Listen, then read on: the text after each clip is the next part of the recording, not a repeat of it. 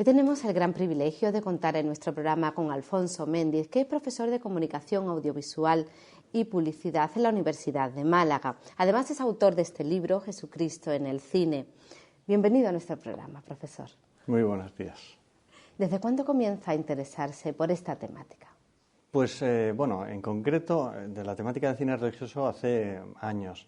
En concreto este libro es fruto de los últimos 2-3 años, cuando yo me di cuenta que la figura de Jesucristo verdaderamente importaba y mucho en nuestra cultura y especialmente en las películas. Es decir, que el fenómeno que produjo La Pasión de Cristo de Mel Gibson fue un auténtico terremoto en Hollywood.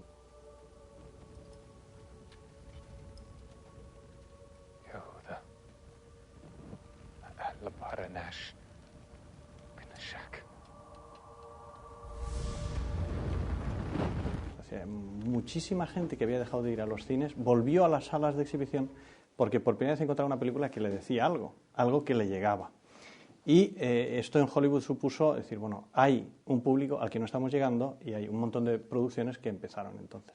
Pero incluso en películas podíamos decir que han cuestionado la figura de Cristo o al menos su divinidad, pues tipo el Código Da Vinci, etcétera, han movido a la gente a que vaya al cine precisamente porque hablan de Jesucristo. A mí eso me hizo ver que realmente qué imagen de Jesucristo han dado las películas era un libro que merecía la pena hacer. Al menos eso pensaba. ¿Podríamos decir, profesor, que está de moda este tema?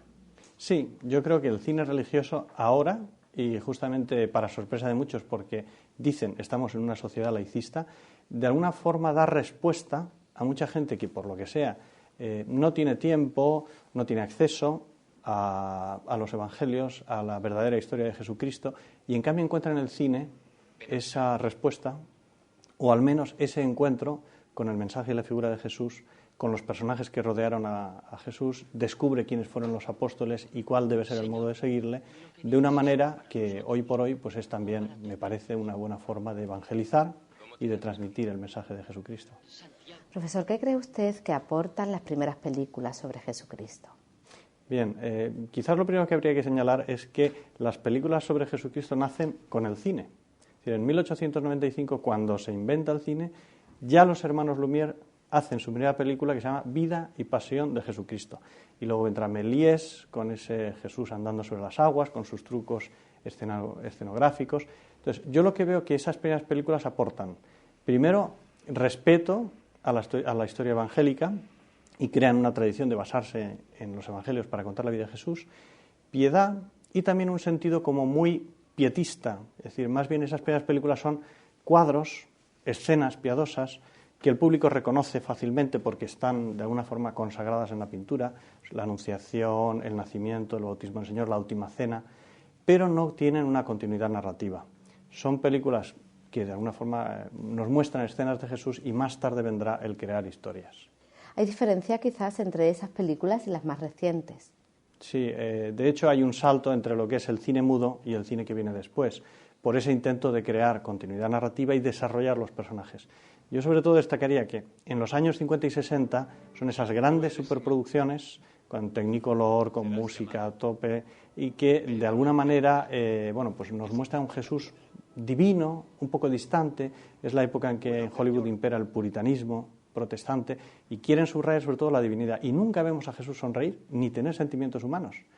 Más tarde vendrá en los 70 esa figura contestataria, Jesucristo Superstar, Godspell, de alguna manera también la última tentación de Jesucristo, y hay como una tercera etapa, la más actual, que son figuras que de alguna forma compensan la parte divina y la parte humana que tiene Jesucristo. En la serie Jesús del año 99 o en La Pasión de Cristo vemos a Jesucristo como Dios, pero también con sentimientos humanos, que era amigo de sus apóstoles y un hijo cariñosísimo con su madre. ¿Qué películas nos podría citar como innovadoras en el tratamiento de este tema? Habría que distinguir entre innovadoras e invenciones, porque hay muchas películas que se presentan como una innovación en la forma de contarla y son pues historias inventadas. Antes citaba La última tentación de Jesucristo. No se basa en los evangelios ni quiere propiamente contar la historia de Jesús. Es la adaptación de una novela que supone lo que podría haber sido Jesús. Innovadoras entiendo yo aquellas películas que cuentan lo de siempre, que cuentan la vida de Jesús pero de un modo nuevo. Ahí, por ejemplo, yo subrayaría El hombre que hacía milagros, esa película de animación en 3D con figuras de barro, producida por Icon Productions de Mel Gibson, me parece que es innovadora porque por primera vez cuenta la historia desde el punto de vista infantil. Y un público que había estado por completo ajeno a la filmografía sobre Jesús entra de lleno, y es una película que en los colegios y en las catequesis se utiliza muchísimo, y también porque muestra por primera vez un Jesús muy humano, que acaricia a los niños, que pregunta a los apóstoles cómo han pasado la noche, que se ríe, que les gasta bromas. Es una imagen que dice, bueno, Jesús realmente era hombre, además de ser Dios. Además de hacer milagros, era el mejor de los hombres. Y creo que esa película es innovadora, entre otras cosas, por esto.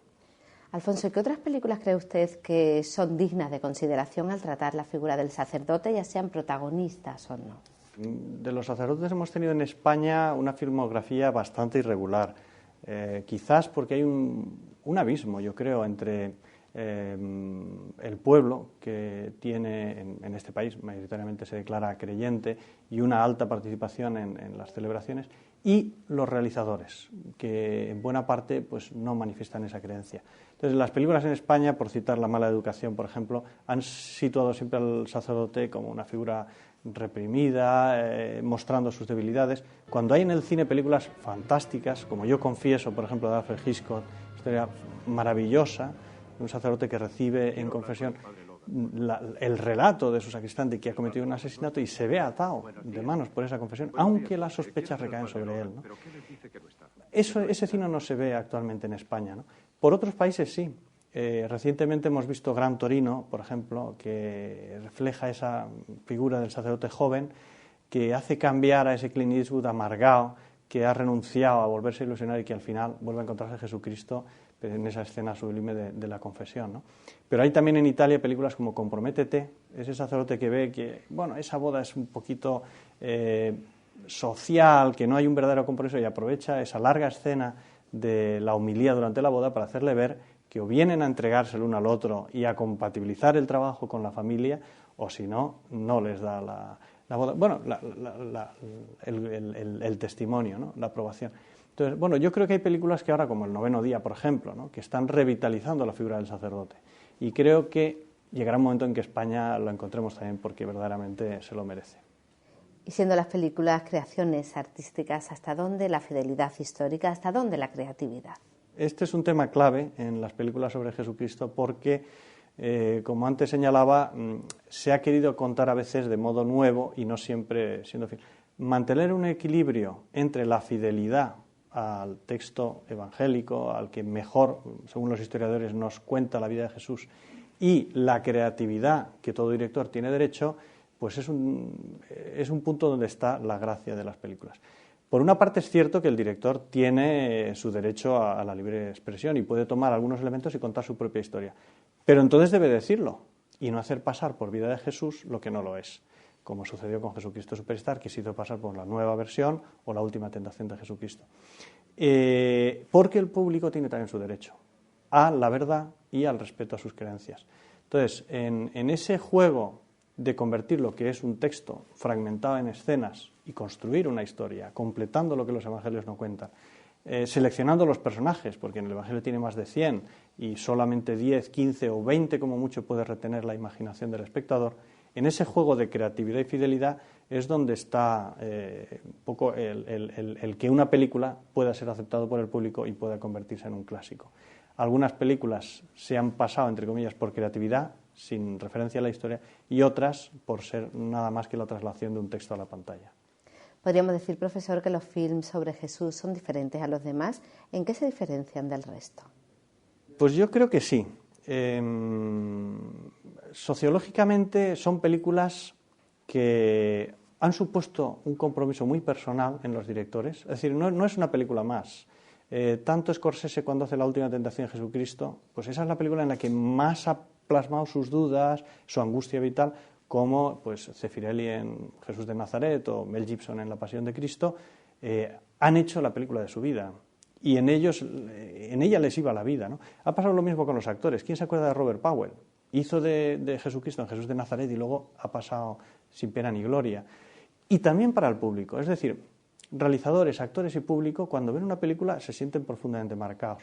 Yo creo que eso no es más que la plasmación en la pantalla de lo que sucede con los textos evangélicos, ya lo dijo Jesús, ¿no? Quien no está conmigo está contra mí. Y verdaderamente estas películas o convocan el entusiasmo del público y dicen, hombre, por fin he descubierto una película que me coge, que me emociona y que me hace vibrar con la fe, o es gente que muy al margen de los valores cinematográficos despotrica, dice que es muy violenta, sin entrar en la aportación que sobre la figura de Cristo puede tener. En ese sentido yo creo que sí son distintas. Profesor, estaríamos horas hablando con usted de cine, pero nos centraremos en su libro, Jesucristo en el cine. ¿Cómo ha sido la experiencia de escribir este libro? Es una experiencia gratificante, para mí muy comprometedora. Yo el verano pasado estuve en Tierra Santa y pude descubrir que muchísima gente de religión judía me pregunta, oye, ¿y tú que eres católico?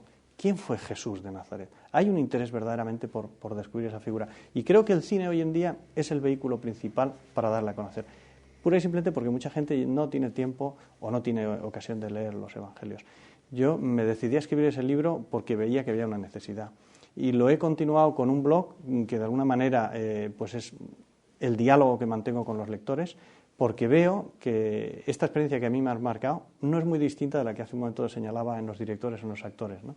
Si para ellos era la película de mi vida, yo diría que este libro para mí es el libro de mi vida, aquel por el que me gustaría ser recordado. Profesor, un blog donde participa mucha gente, educadores, profesores, teólogos, sin duda un campo abierto para seguir tratando este tema. Sí, un cauce para el diálogo con los lectores, porque claro, el libro lo mandas y te llegan a posteriori, pero aquí vas escribiendo cada día y recibes aportaciones, nuevos enfoques. Hay profesores de religión que dicen, encuentro aquí ideas para desarrollar en clase el apoyo audiovisual que los temas merecen. Hay expertos en cine que dicen, oye, pues es una temática que habitualmente no se trata, parece como si Jesús hasta ahora hubiera estado oculto. Hay padres de familia, hay jóvenes que me aportan una visión nueva de su experiencia de encuentro con Jesucristo y pues para mí ha sido una sorpresa y lo que empezó tímidamente pues ya es algo que me consume los fines de semana, ahí es cuando escribo lo que luego voy a ir a publicar entre semana y de alguna manera pues también espero que siga siendo ese cauce de comunicación con los lectores de mi libro. Muchísimas gracias, profesor, por acompañarnos y acercarnos al cine religioso y también por esa plataforma en Internet donde podemos profundizar más en el tema. Muchísimas gracias a vosotros.